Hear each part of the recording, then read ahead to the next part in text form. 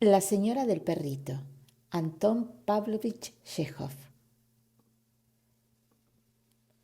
Un nuevo personaje había aparecido en la localidad, una señora con un perrito. Dmitri Mitrich Gurov, que por entonces pasaba una temporada en Yalta, empezó a tomar algún interés en los acontecimientos que ocurrían. Sentado en el pabellón de Verney, vio pasearse junto al mar a una señora joven, de pelo rubio y mediana estatura, que llevaba una boina, y un perrito blanco, de Pomerania, corría delante de ella. Después la volvió a encontrar en los jardines públicos y en la plaza también varias veces. Caminaba sola, llevando siempre la misma boina y siempre con el mismo perrito. Nadie sabía quién era y todos la llamaban sencillamente la señora del perrito. Si está aquí sola, sin su marido o amigos, no estaría mal trabar amistad con ella, pensó Gurov. Aún no había cumplido 40 años, pero tenía ya una hija de 12 y 2 hijos en la escuela. Se había casado joven, cuando era estudiante de segundo año, y por entonces su mujer parecía tener la mitad de edad que él. Era una mujer alta y tiesa, de cejas oscuras, graves y dignas, y como ella misma decía, intelectual. Leía mucho, usaba un lenguaje rebuscado. Llamaba a su marido no Mitri, sino Dimitri, y él en secreto la consideraba falta de inteligencia, de ideas limitadas, cursi.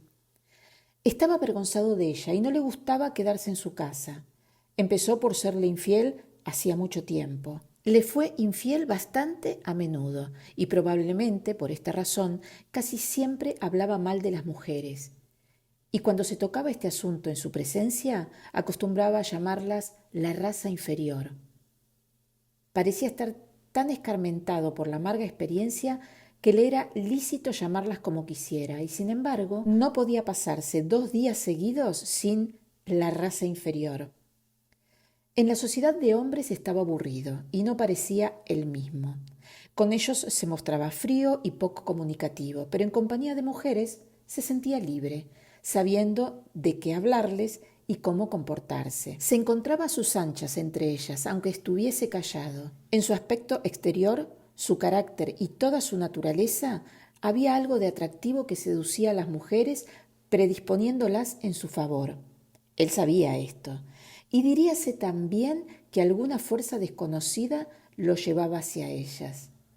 La experiencia a menudo repetida, la cruda y amarga experiencia, le había enseñado hacía tiempo que con gente decente, especialmente gente de Moscú, siempre lentos e irresolutos para todo, la intimidad, que al principio diversifica agradablemente la vida y parece una ligera y encantadora aventura, llega a ser inevitablemente un intrincado problema, y con el tiempo la situación se hace insoportable.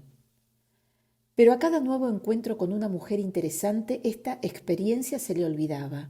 Sentía ansias de vivir y todo lo encontraba sencillo y divertido. Una noche que estaba comiendo en los jardines, la señora de la boina llegó lentamente y se sentó a la mesa de al lado. La expresión de su rostro, su aire, el vestido y el peinado le indicaron que era una señora que estaba casada, que se encontraba en Yalta por primera vez y que estaba triste. Las historias inmorales que se murmuran en sitios como Yalta son la mayor parte mentira. Gurov las despreciaba, sabiendo que tales historias eran inventos, en su mayor parte de personas que hubieran pecado tranquilamente de haber tenido ocasión. Pero cuando la señora del perro se sentó a la mesa de al lado, a 3 pasos de él, recordó esas historias de conquistas fáciles, de excursiones a las montañas y el tentador pensamiento de una dulce y ligera aventura amorosa, una novela con una mujer desconocida, cuyo nombre le fuese desconocido también, y se apoderó súbitamente de su ánimo. Llamó cariñosamente al pomeranio y cuando el perro se acercó a él, lo acarició con la mano. El pomeranio gruñó y Gurov volvió a pasarle la mano. La señora miró hacia él bajando enseguida los ojos. No muerde, dijo, y se sonrojó. ¿Le puedo dar un hueso?, preguntó Gurov, y como ella sintiera con la cabeza, volvió a decir cortésmente: ¿Hace mucho tiempo que está usted en Yalta? 5 días. Yo llevo ya 15 aquí. Un corto silencio siguió a estas palabras. El tiempo pasa deprisa y sin embargo es tan triste esto, dijo ella sin mirarlo. Es que se ha puesto de moda decir que esto es triste. Cualquier provinciano viviría en Biljov o en Lidra sin estar triste y cuando llega aquí exclama enseguida: ¡qué tristeza! ¡Qué polvo! Cualquiera diría que viene de Granada. Ella se echó a reír. Luego ambos siguieron comiendo en silencio, como extraños. Pero después de comer, pasearon juntos y pronto empezó entre ellos la conversación ligera y burlona de dos personas que se sienten libres y satisfechas, a quienes no importa ni lo que van a hablar ni hacia dónde han de dirigirse. Pasearon y hablaron de la luz tan rara que había sobre el mar. El agua era de un suave tono malva oscuro y la luna extendía sobre ella una estela dorada. Hablaron del bochorno que hacía después de un día de calor, y Gurov le contó que había venido de Moscú, en donde tomó el grado en artes, pero que era empleado de un banco, que había estado como cantante en una compañía de ópera, abandonándola luego, y que poseía 2 casas en Moscú. De ella supo que había sido educada en San Petersburgo, pero vivía en ese desde su matrimonio, hacía 2 años, y que todavía pasaría un mes en Yalta, donde se le reuniría tal vez su marido, que también necesitaba unos días de descanso. No estaba muy segura de si su marido tenía un puesto en el departamento de la Corona o en el Consejo Provincial, y esta misma ignorancia parecía divertirla. También supo Gurov que se llamaba Ana Sergeyevna. Más tarde, una vez en su cuarto, pensó en ella. Pensó que volvería a encontrársela al día siguiente. Sí, necesariamente se encontrarían. Al acostarse recordó lo que ella le contara de sus sueños de colegio. Había estado en él hasta hacía poco, estudiando lecciones como una niña. Y Gurov pensó en su propia hija. Recordaba también su desconfianza, la timidez de su sonrisa y sus modales, su manera de hablar a un extraño. Debía ser esta la primera vez en su vida que se encontraba sola, examinada con curiosidad e interés. La primera vez también que al dirigirse a ella creyó adivinar en las palabras de los demás secretas intenciones. Recordó su cuello esbelto y delicado, sus encantadores ojos grises. Algo hay de triste en esta mujer, pensó, y se quedó dormido. Una semana había pasado desde que hicieron amistad. Era un día de fiesta. Dentro de las casas hacía bochorno, mientras que en la calle el viento formaba remolinos de polvo y tiraba el sombrero a los transeúntes. Era un día de sed, y Gurov entró varias veces en el pabellón y ofreció a Ana Sergeyevna jarabe y agua o un helado. Nadie sabía qué hacer. Por la tarde, cuando el viento se calmó un poco, salieron a ver venir el vapor. Había muchas personas paseando por el puerto. Se habían reunido para recibir a alguien y llevaban ramos de flores. Se notaban allí 2 peculiaridades de la gente elegante de Yalta. Las señoras mayores iban con muchachas y había muchos generales vestidos de uniforme. A causa de lo alborotado que estaba el mar, el vapor llegó muy tarde, después de la puesta del sol, y tardó mucho tiempo en atracar al muelle. Ana Sergeyevna miró a través de sus impertinentes al vapor y a los pasajeros, como esperando encontrar algún conocido, y al volverse hacia Gurov, sus ojos brillaban. Habló mucho y preguntaba cosas desacordes, olvidando al poco rato lo que había preguntado. Al hacer un movimiento con la mano, dejó caer los impertinentes al suelo. La gente empezaba a dispersarse, estaba demasiado oscuro para ver las caras de los que pasaban, y el viento se había calmado por completo, pero Gurov y Ana permanecían allí quietos como si esperasen ver salir a alguien más del vapor. Ella olía en silencio las flores sin mirar a Gurov. «El tiempo está mejor esta tarde», dijo él. «¿Dónde vamos ahora?» Ella no contestó. Entonces Gurov la miró intensamente, rodeó su cuerpo con el brazo y la besó intensamente en los labios, mientras respiraba la frescura y fragancia de las flores. Luego miró a su alrededor ansiosamente, temiendo que alguien lo hubiese visto. «Vamos al hotel», dijo él dulcemente, y ambos caminaron deprisa. La habitación estaba cerrada y perfumada con la esencia que ella había comprado en el almacén japonés. Gurov miró hacia Ana Sergeyevna y pensó: «¿Cuán distintas personas encuentra uno en este mundo?». Del pasado conservaba recuerdos de mujeres ligeras, de buen fondo algunas, que lo amaban alegremente agradeciéndole la felicidad que él podía darles, por muy breve que fuese. De mujeres como la suya, que amaban con frases superfluas, afectadas, histéricas, con una expresión que hacía sospechar que no era amor ni pasión, sino algo más significativo, y de dos o tres más, hermosas, frías, en cuyos rostros sorprendió más de una vez destellos de rapacidad, el deseo obstinado de sacar de la vida aún más de lo que ésta podía darles. Eran mujeres irreflexivas, dominantes, faltas de inteligencia y de edad ya madura. Cuando Gurov empezaba a mostrarse frío con ellas, esta misma hermosura excitaba su odio, figurándosele que los encajes con que adornaban su ropa eran para él escalas. Pero en el caso actual solo había la timidez de la juventud inexperta, un sentimiento parecido al miedo, y todo esto daba a la escena un aspecto de consternación, como si alguien hubiera llamado de repente a la puerta. La actitud de Ana Sergeyevna, la señora del perrito, en todo lo sucedido tenía algo de peculiar, de muy grave, como si hubiera sido su caída. Así parecía, y resultaba extraño, inapropiado. Su rostro languideció y lentamente se le soltó el pelo. En esta actitud de abatimiento y meditación se asemejaba a un grabado antiguo, la mujer pecadora. «Hice mal», dijo. «Ahora usted será el primero en despreciarme». Sobre la mesa había una sandía. Gurov cortó una tajada y empezó a comérsela sin prisa. Durante cerca de media hora ambos guardaron silencio. Ana Sergeyevna estaba conmovedora. Había en ella la pureza de la mujer sencilla y buena que ha visto poco de la vida. La luz de la bujía iluminando su rostro mostraba, sin embargo, que se sentía desgraciada. «¿Cómo es posible que yo llegara a despreciarla?», preguntó Gurov. «No sabe usted lo que dice». «Dios me perdone», dijo ella, y sus ojos se llenaron de lágrimas. «Es horrible», añadió.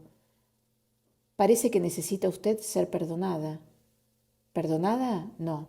Soy una mala mujer, me desprecio a mí misma y no pretendo justificarme. No es a mi marido, es a mí a quien he engañado. Y esto no es de ahora, hace mucho tiempo que me estoy engañando.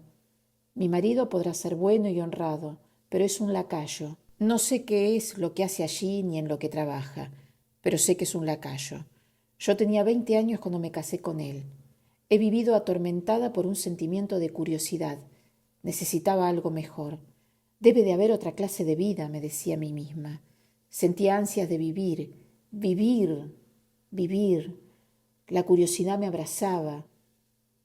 Usted no me comprende, pero le juro a Dios que llegó un momento en que no pude contenerme. Algo fuera de lo corriente debió ocurrirme. Le dije a mi marido que estaba mala y me vine aquí. Y aquí he estado vagando de un lado para otro como una loca. Y ahora me veo convertida en una mujer vulgar, despreciable, a quien todos mirarán mal. Gurov se sintió aburrido casi al escucharla. Le irritaba el tono ingenuo con que hablaba y aquellos remordimientos tan inoportunos. A no ser por las lágrimas hubiera creído que estaba representando una comedia. «No la entiendo a usted», dijo dulcemente. «¿Qué es lo que quiere?». Ella ocultó su rostro en el pecho de él, estrechándolo tiernamente. «Créame, créame usted, se lo suplico. Amo la existencia pura y honrada, odio el pecado. Yo no sé lo que estoy haciendo. La gente suele decir, el demonio me ha tentado. Yo también pudiera decir que el espíritu del mal me ha engañado». Gurov la miró fijamente. la besó, hablándole con dulzura y cariño, y poco a poco se fue tranquilizando, volviendo a estar alegre, y acabaron por reírse los dos. Cuando salieron afuera no había un alma a orillas del mar. La ciudad, con sus cipreses, tenía un aspecto mortuorio, y las olas se deshacían ruidosamente al llegar a la orilla. Cerca de ella se balanceaba una barca, dentro de la que parpadeaba soñolienta una linterna. Encontraron un coche y lo tomaron. Fueron en dirección de Oreanda. Al pasar por el vestíbulo he visto su apellido escrito en la lista. Von Diderit, dijo Gurov. ¿Su marido de usted es alemán? No, creo que su abuelo sí lo era, pero él es ruso ortodoxo. En Oreanda se sentaron silenciosos en un sitio no lejos de la iglesia y mirando hacia el mar. Yalta apenas era visible a través de la bruma matinal. Blancas nubes permanecían quietas en lo alto de las montañas. No se movía una hoja. En los árboles cantaban las cigarras y solo llegaba a ellos desde abajo el cavernoso y monótono ruido de las olas hablando de paz, de ese sueño eterno que a todos nos espera. Del mismo modo debía oírse cuando ni Yalta ni Oreanda existían. Así se oye ahora y se oirá con la misma monotonía cuando ya no vivamos. Y en esta constancia, en esta completa indiferencia para la vida y la muerte de cada uno de nosotros, ahí se oculta tal vez la garantía de nuestra eterna salvación, del movimiento incesante de la vida sobre el mundo, del progreso hacia la perfección. Sentado al lado de una mujer joven, que en la luz del amanecer parecía tan encantadora, acariciada e idealizada por los mágicos alrededores, el mar, las montañas, las nubes, el cielo azul, Gurov pensó lo hermoso que es todo en el mundo cuando se refleja en nuestro espíritu. Todo, menos lo que pensamos o hacemos cuando olvidamos nuestra dignidad y los altos designios de nuestra existencia. Un hombre pasó cerca de ellos, un guarda, probablemente. Los miró y siguió adelante, y este detalle les parecía misterioso y lleno de encanto también. Luego vieron un vapor que venía de Teodosia, cuyas luces brillaban confundidas con las del amanecer. «Hay gotas de rocío sobre la hierba», dijo Ana Sergeyevna, después de un silencio. «Sí, es hora de volver a casa». Y se volvieron a la ciudad. Desde entonces volvieron a verse todos los días a las 12. Comían juntos, se paseaban, contemplaban el mar. Ella se quejaba de dormir mal, sentía palpitaciones en el corazón, le hacía las mismas preguntas, interrumpidas a veces por celos, otras por el miedo de que Gurov no la respetara bastante. Y a menudo, en los jardines, a orillas del agua, cuando se encontraban solos, él la besaba apasionadamente. Aquella vida reposada, aquellos besos en pleno día mientras miraba alrededor por temor de ser visto, el calor, el olor del mar y el continuo ir y venir de gente desocupada, perfumada, bien vestida, hicieron de Gurov otro hombre. Encontraba a Ana hermosa, fascinadora, y así se lo repetía a ella. Se volvió impaciente y apasionado hasta el punto de no querer separarse de su lado. Y ella, mientras tanto, seguía pensativa y continuamente le decía que no la respetaba bastante, que no la amaba lo más mínimo y que seguramente pensaría de ella como de una mujer cualquiera. Todos los días, a la caída de la tarde, se iban en coche fuera de Yalta, a Oreanda o a la cascada, y estos paseos eran siempre un triunfo para ellos.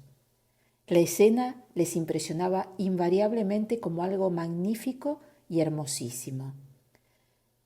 Esperaban al marido que debía venir pronto, pero un día llegó una carta en la que anunciaba que se encontraba mal y suplicaba a su esposa que volviera cuanto antes.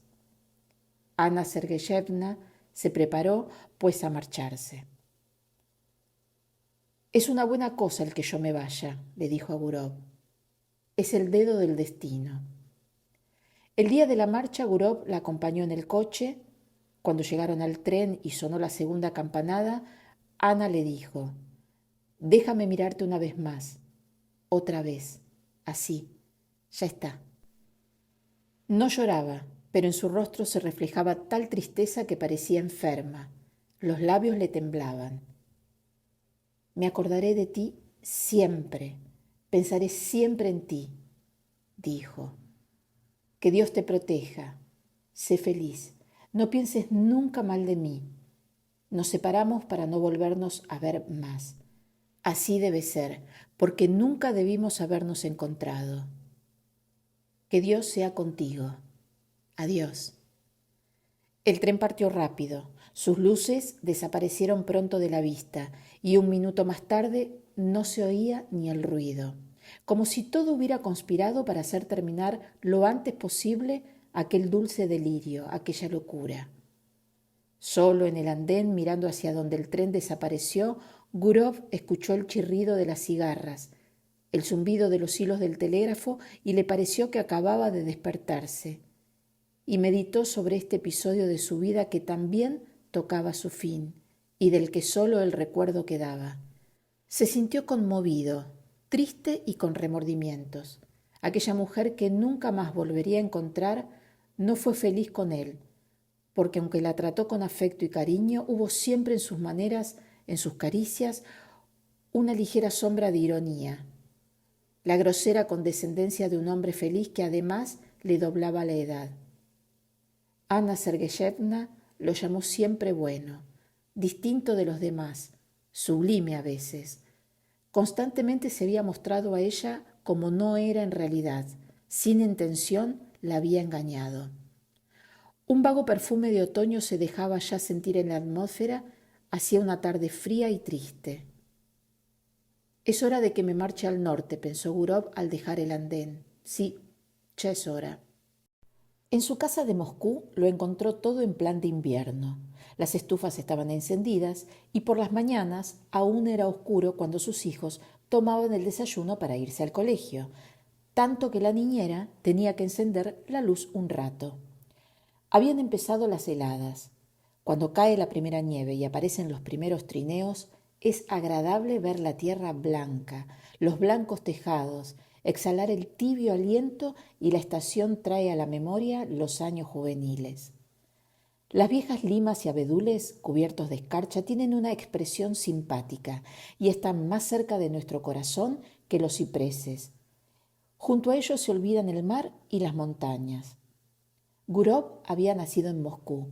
Llegó a él en un bello día de nieve, y al ponerse su abrigo de pieles y sus guantes, al pasearse por Petrovka, al oír el domingo por la tarde el sonido de las campanas, olvidó el encanto de su reciente aventura y del sitio que dejara. Poco a poco se absorbió en la vida de Moscú. Leía con avidez los periódicos y declaraba que los leía sin fundamento.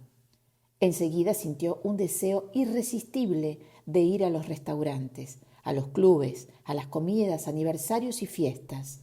Se sintió orgulloso de hablar y discutir con célebres abogados, con artistas, de jugar a las cartas con algún profesor en el club de doctores, y ya podía hasta comer un plato de pescado salado o una col. Al cabo de un mes, le pareció que la imagen de Ana Sergeyevna había de cubrirse de una bruma en su memoria y visitarlo en sueños de cuando en cuando, con una sonrisa como hacían otras. Pero pasó más de un mes, llegó el verdadero invierno y recordaba todo aquello tan claramente como si se hubiera separado de Ana el día antes. Estos recuerdos, lejos de morir, se avivaron con el tiempo. En la tranquilidad de la tarde, al oír las palabras de los niños estudiando en alta voz, el sonido del piano en un restaurante o el ruido de tormenta que llegaba por la chimenea volvía de repente todo a su memoria. Lo ocurrido en el muelle, la mañana de niebla junto a las montañas, el vapor que volvía de Teodosia y los besos. Gurov se levantaba entonces y paseaba por su habitación recordando y sonriendo. Luego sus recuerdos se convertían en ilusiones y en su fantasía el pasado se mezclaba con el porvenir. Ana Sergeyevna no lo visitaba ya en sueños. Lo seguía por todas partes como una sombra, como un fantasma.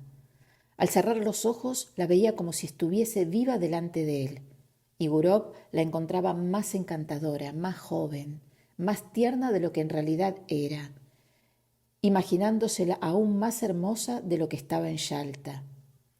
Por la tarde, Anna Sergeyevna lo miraba desde el estante de los libros, desde el hogar de la chimenea. Desde cualquier rincón oía su respiración y el roce acariciador de sus faldas. En la calle miraba a todas las mujeres buscando alguna que se pareciese a ella. Un deseo intenso de comunicar a alguien sus ideas lo atormentaba, pero en su casa era imposible hablar de su amor, y fuera de ella tampoco tenía a nadie, ni a sus compañeros de oficina, ni a ninguno en el banco podía contárselo. ¿De qué iba a hablar entonces? Pero ¿es que había estado enamorado? ¿Hubo algo de poético, de edificante, simplemente de interés en sus relaciones con Anna Sergeyevna? Y todo se le volvía a hablar vagamente de amor, de mujer, y nadie sospechaba nada. Solo su esposa fruncía el entrecejo y decía: «¿No te va el papel de conquistador, Dimitri?» Una tarde, al volver del club de doctores, con un oficial con el que había estado jugando a las cartas, no se pudo contener y le dijo: «Si supieras la mujer tan fascinadora que conocí en Yalta». El oficial entró en su trineo y se iba ya, pero se volvió de pronto exclamando: Mitrich, ¿qué? Tenías razón esta tarde. El esturión era demasiado fuerte». Aquellas palabras tan corrientes llenaron a Gurov de indignación, encontrándolas degradantes y groseras. Qué modo tan salvaje de hablar, qué noches más estúpidas y qué días más faltos de interés. El afán de las cartas, la glotonería, la bebida, el continuo charlar siempre sobre lo mismo, todas estas cosas absorben la mayor parte del tiempo de muchas personas, la mejor parte de sus fuerzas, y al final de todo eso, ¿qué queda? Una vida servil, acortada, trivial e indigna, de la que no hay medio de salir, como si se estuviera encerrado en un manicomio o una prisión. Gurov no durmió en toda la noche, tan lleno de indignación estaba. Al día siguiente se levantó con dolor de cabeza y a la otra noche volvió a dormir mal. Se sentó en la cama pensando. Luego se levantó y empezó a pasearse por la habitación. Estaba harto de sus hijos, del banco y sin ganas de ir a ningún sitio ni de ver a nadie. En las vacaciones de diciembre se preparó para un viaje. Le dijo a su mujer que iba a San Petersburgo a un asunto de un amigo y se marchó a ese. ¿Para qué? Ni él mismo lo sabía. Sentía necesidad de ver a Anna Sergeyevna y de hablarle, a ser posible, arreglar una entrevista con ella. Llegó a ese por la mañana y tomó el mejor cuarto del hotel. Un cuarto con una alfombra gris en el suelo y un tintero gris de polvo sobre la mesa, adornado con una figura a caballo que tenía el sombrero en la mano.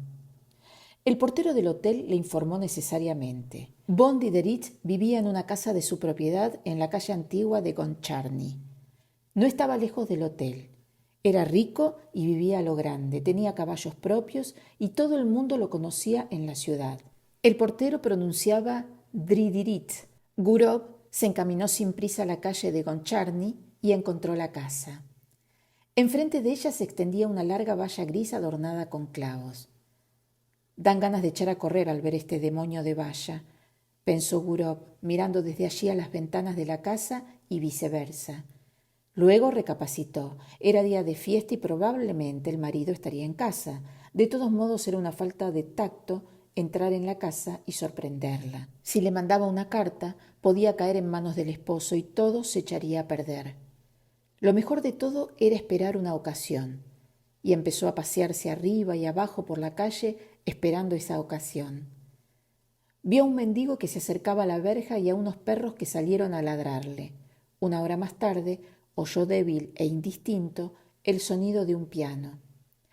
Anna Sergeyevna debía tocar probablemente.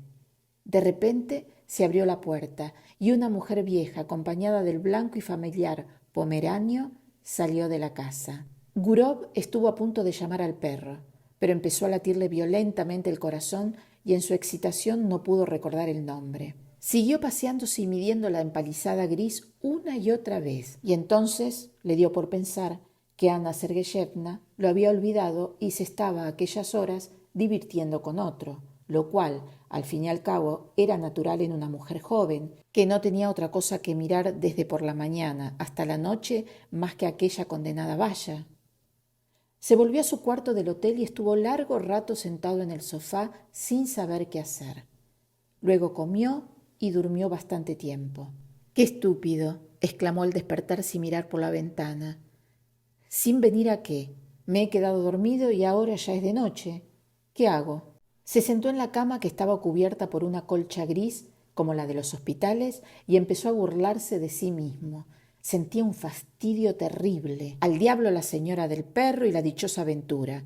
En buen lío te has metido, Gurov.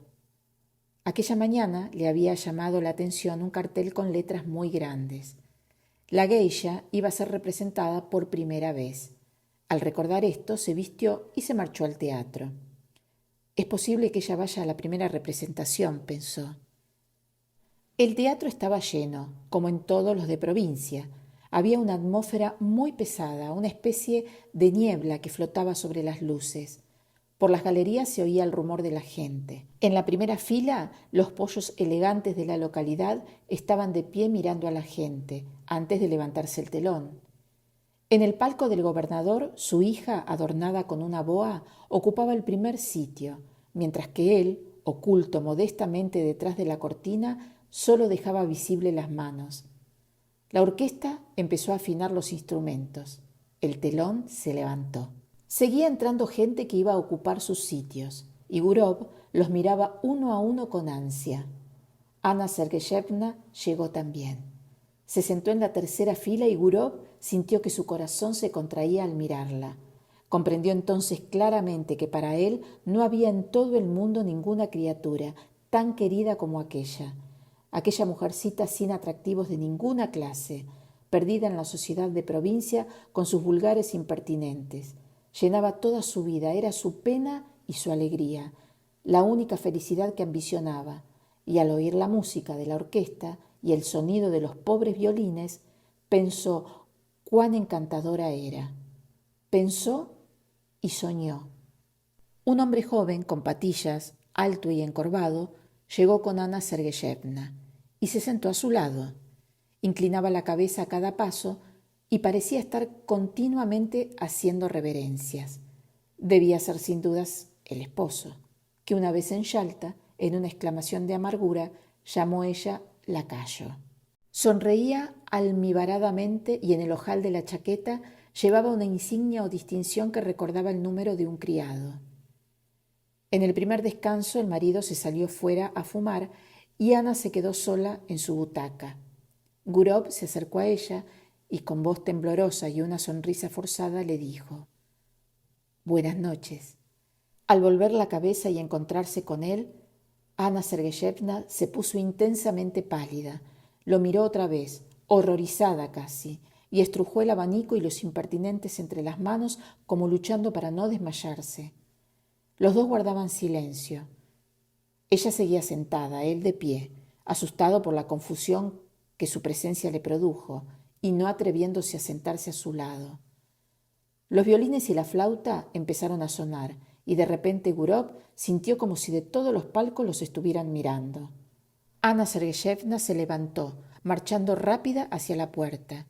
Siguió él y ambos empezaron a andar sin saber dónde iban. A través de pasillos, bajando y subiendo escaleras, viendo desfilar ante sus ojos uniformes escolares, civiles, militares, todos con insignias. Al pasar, veían señoras, abrigos de piel colgados en las perchas, y el aire les traía olor a tabaco viejo. Y Gurov, cuyo corazón latía con violencia, pensó: «Cielos, ¿para qué habrá aquí esta gente y esa orquesta?». Y recordó en aquel instante, cuando después de marcharse Ana Sergeyevna de Yalta, creyó él que todo había terminado y que no volverían a encontrarse más. Pero cuán lejos estaban del final. Al pie de una escalera estrecha y sombría, sobre la que se leía «Paso al anfiteatro», se pararon.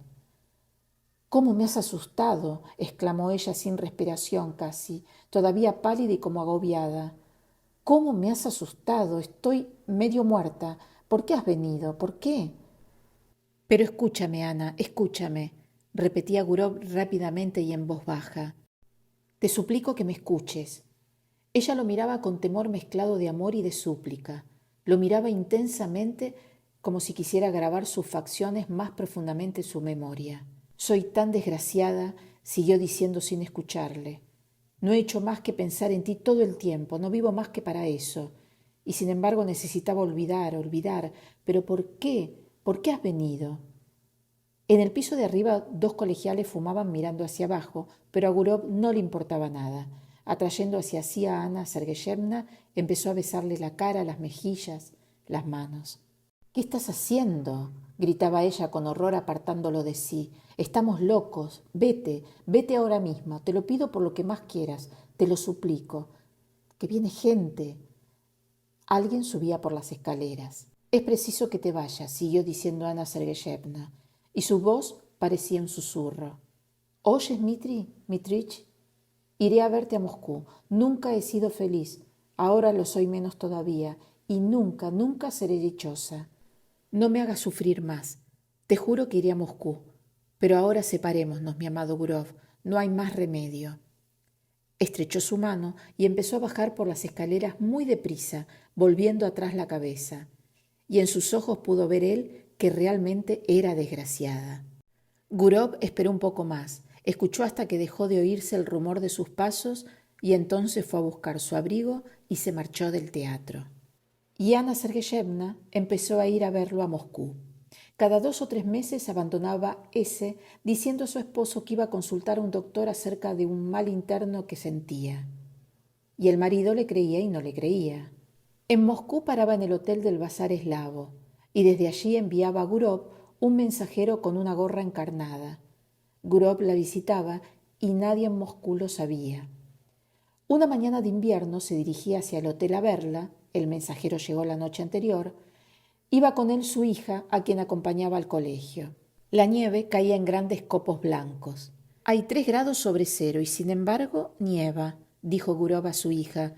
Solo hay deshielo en la superficie de la tierra. A mucha más altura de la atmósfera, la temperatura es distinta completamente. ¿Y por qué no hay tormentas en invierno, papá? Y le explicó esto también. Hablaba pensando que iba a verla a ella, que nadie lo sabía y probablemente no se enterarían nunca. Tenía 2 vidas, una franca, abierta, vista y conocida de todo el que quisiera, llena de franqueza relativa y relativa falsedad. Una vida igual a la que llevaban sus amigos y conocidos y otra que se deslizaba en secreto. Y a través de circunstancias extrañas, quizá accidentales, resultaba que cuando había en él de verdadero valor, de sinceridad, todo lo que formaba el fondo de su corazón estaba oculto a los ojos de los demás. En cambio, cuanto había en él de falso, el estuche en que solía esconderse para ocultar la verdad, como por ejemplo su trabajo en el banco, sus discusiones en el club, aquello de la raza inferior, su asistencia acompañado de su mujer a aniversarios y fiestas, todo eso lo hacía delante de todo el mundo. Desde entonces juzgó a los otros por sí mismo, no creyendo en lo que veía y pensando siempre que cada hombre vive su verdadera vida en secreto, bajo el manto de la noche. La personalidad queda siempre ignorada, oculta, y tal vez por esta razón el hombre civilizado tiene siempre interés en que sea respetada. Después de dejar a su hija en el colegio, Gurov se dirigió al bazar eslavo.